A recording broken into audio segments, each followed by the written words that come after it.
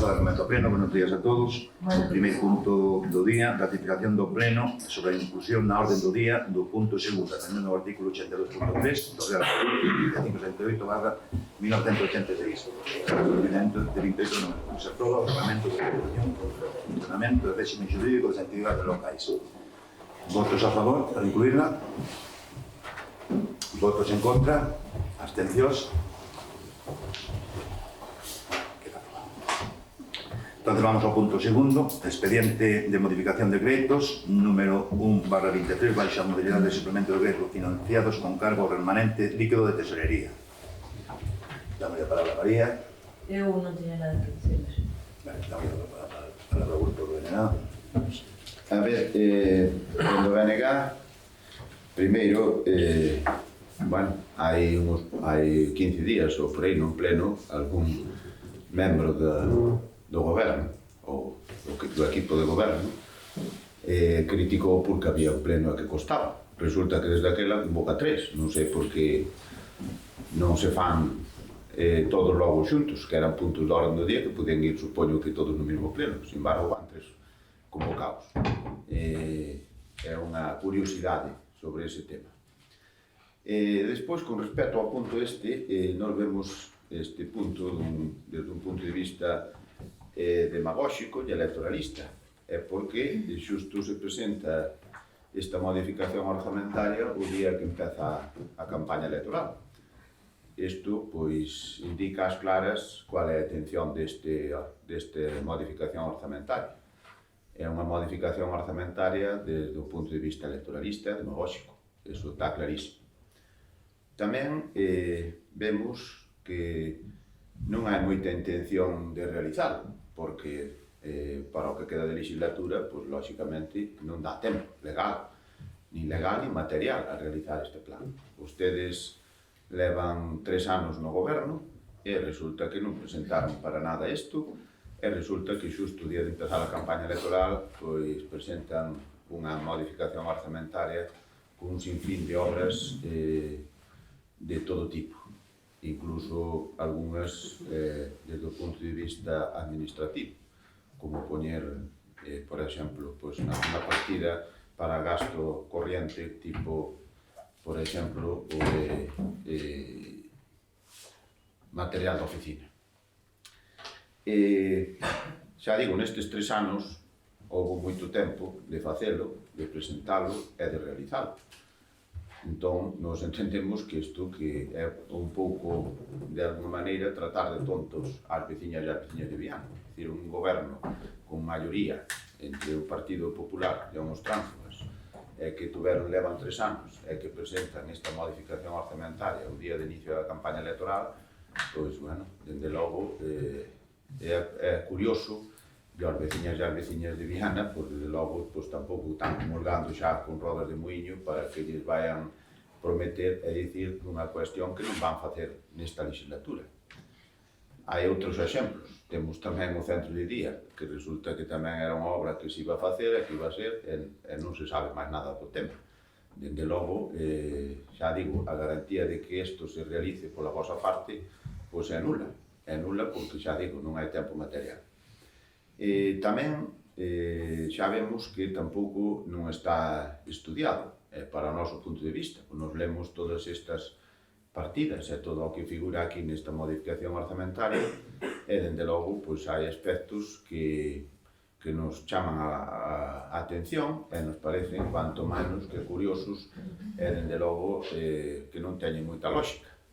É dicir, estamos tendo en conta que o orzamento do ano 23 entrou en vigor hai 15 días aproximadamente, 15 días, 20.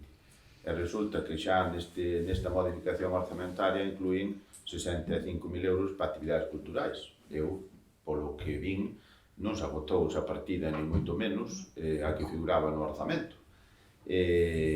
Non sei o que se pretende ou non se pretende facer con esas actividades culturais, con esa partida de actividades culturais, ou con partidas como, por exemplo, de festas patronais. Festas patronais que resulta que esas festas patronais está a partida inteira, porque ainda non foron.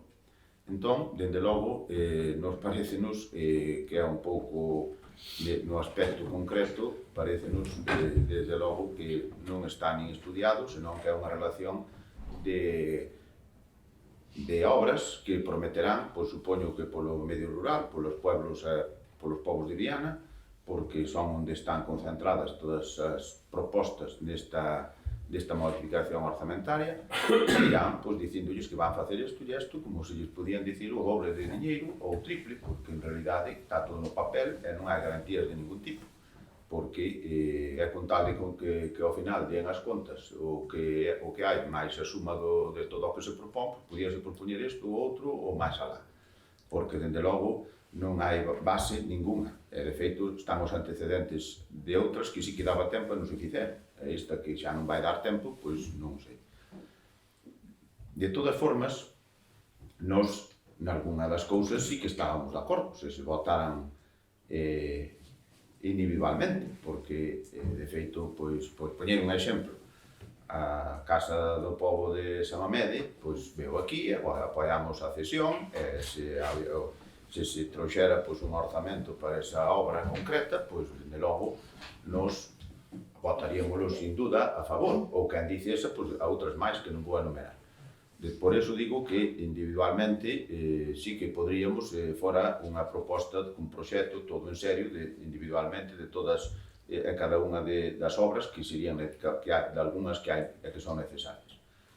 Pero o resto, dende logo, parecenos un electoralismo de unha demagoxia total e absoluto. Entón, a posición do Bloque Nacionalista Galego para este punto é de absterse porque, xa digo, polo aspecto de que hai algunhas que sí, que estamos de acordo, outro que é unha medida e unha proposta electoral que non se vai facer, non hai garantía ninguna de que se vai facer, é o único que ten, o único obxecto que ten esta proposta, pois é ter un documento para ir propoñendo e prometendo polos distintos povos de Viana, cando xa digo, tuveron 3 anos para poder realizar, non propoñer, e non o fixeron. Moi ben, bueno, dice vostede, en primeiro lugar, que había que podíase levar no mesmo pleno, se non houbera quen alegou, pois xa se houberan feito antes e xa estaba o pleno. Cando tú non tes o presuposto todo preparado, non podes levar a modificación, ese é o atranco. O sea, tranco de papeleo que temos que fazer, de gastos, etc. Referindo ás obras, as obras vanse, se non a facemos nós, outros que estén aquí as farán. É dicir, non vai ser papel mollado, vai ali, e cando están ao estar retidas dentro do presuposto, pois cualquera que sea, pois vai nas a fazer. Eu creo que é un ben para todos os pueblos de Viana, incluso para cousas particulares, cousas de muchísima necesidade, como pode ser unha plataforma que se hai que pôr para un señor minusválido que ten que baixar, etc. Xa vostede lle explicará despois porque xa ten para non querer facer as obras dos pueblos. Ademais, algo que decir? Decir que a maioría de proxectos levan moitos meses encima da mesa para poder facerse, e son estudios que se fixeron a conciencia. O que pasa que o tema dos precios foi o que nos estuvo paralizando, é dicir, nos acabamos a licitación e quedaban desiertas. Entonces, agora houve que pôr un poquinho máis de diñeiro para que se fixeran. Vanse a intentar facer, pois, nos próximos meses, nada máis. Vale, sometemos a votación, votos a favor, votos en contra, abstencións, queda aprobada. Con esto cerramos a sesión. Buenos días a todos.